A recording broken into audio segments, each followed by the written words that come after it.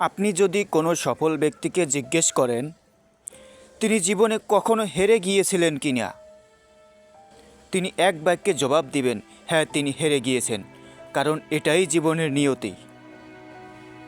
কিন্তু আমরা যখন কোনো কাজ করতে গিয়ে শেষ করতে পারি না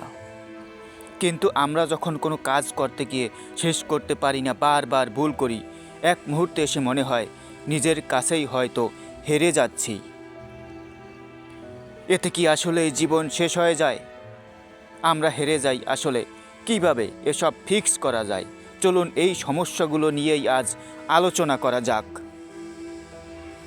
জীবনের কাছে বারবার হেরে যাওয়ার কারণ অধ্যবসায়ের অভাব। প্রতিটি মানুষেরই নিজস্বতা আছে, নিজের মতো করে জ্ঞান আয়ত্ত করার ক্ষমতা আর ট্যালেন্ট আছে। তারপরও মানুষ কোনো না কোনো কাজে হেরে যায়। কেন জানেন? কারণ তারা জাস্ট থেমে যায়। কাজ করতে করতে থেমে গেলেই হার একরকম নিশ্চিত হয়ে যায়। সব সময় দুটো কথা মনে রাখবেন: পারসিস্টেন্স অ্যান্ড রেসিস্ট্যান্স, অধ্যবসায় ও প্রতিবন্ধকতা। অধ্যবসায় এর কারণে আপনি করতে থাকা কাজটি শেষ করতে পারবেন এবং প্রতিবন্ধকতা আপনাকে শেষ করতে দেবে না।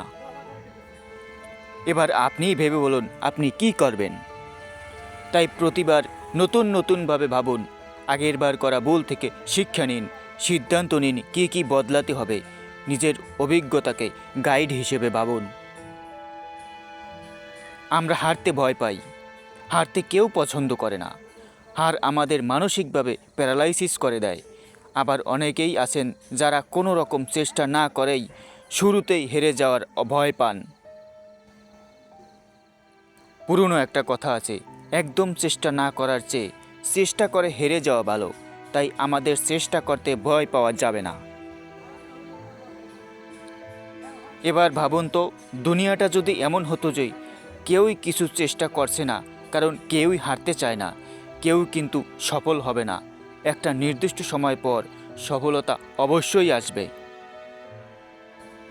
লক্ষ্য ও উদ্দেশ্য পরিষ্কার থাকে না। আমাদের যদি প্রেপার প্ল্যান না থাকে তাহলে জীবনে সফল হওয়া খুব কঠিন। প্ল্যান একদম সঠিক হতেই হবে বা সম্পন্ন হতে হবে এমন নয়। পরিকল্পনা থাকলে সে অনুযায়ী ভবিষ্যৎ কাজের পরিকল্পনা করে অন্তত এগিয়ে যাওয়া যায়। ব্যাপারটি একটি উদাহরণ দিয়ে বোঝাই। ধরুন একজন ব্যক্তি শুধু টাকা উপার্জনের জন্য ব্যবসা করতে চাচ্ছেন। এই লক্ষ্যটা কিন্তু খুবই বিপজ্জনক। আপনার অন্তর্নিহিত শক্তি দিয়েই ব্যবসা হওয়া উচিত। অর্থ বা খ্যাতি সকল ব্যবসার বাইরে চিত্র নয়। বোল্ড মুভ নিয়ে ভয় পাই। আপনি যদি অন্যদের থেকে আলাদা কিছু করতে চান তাহলে অবশ্যই সবার যেটাতে কমফোর্ট হয় সেখান থেকে বের হয়ে আসতে হবে। সহজেই হাল ছেড়ে দেই। আমাদের হারের অন্যতম একটি কারণ হচ্ছে হাল ছেড়ে দেয়া। কোনো কাজ মাঝপথে ছেড়ে দেয়াটাই হেরে যাওয়ার মূল মন্ত্র।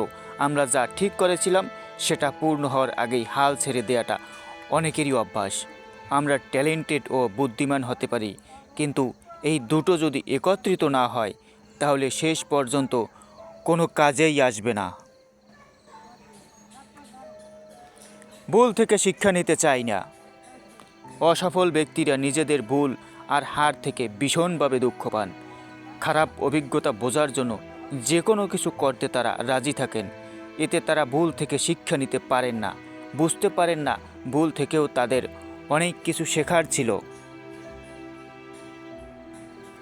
দ্রুত ফলাফল চাই।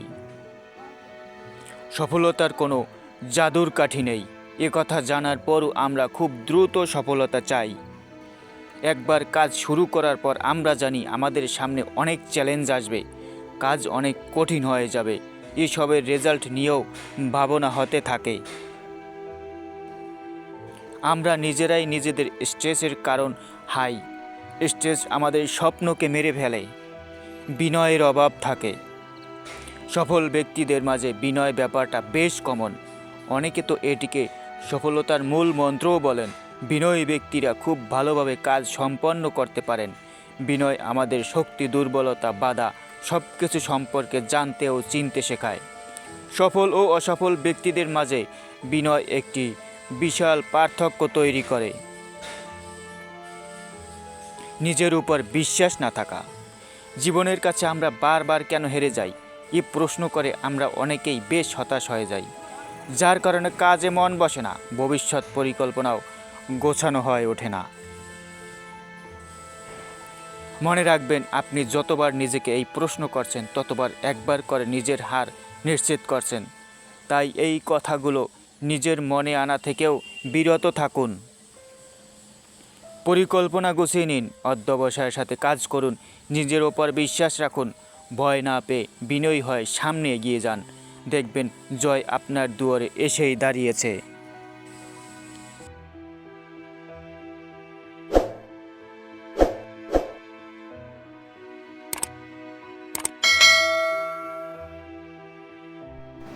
SM Sujan Records.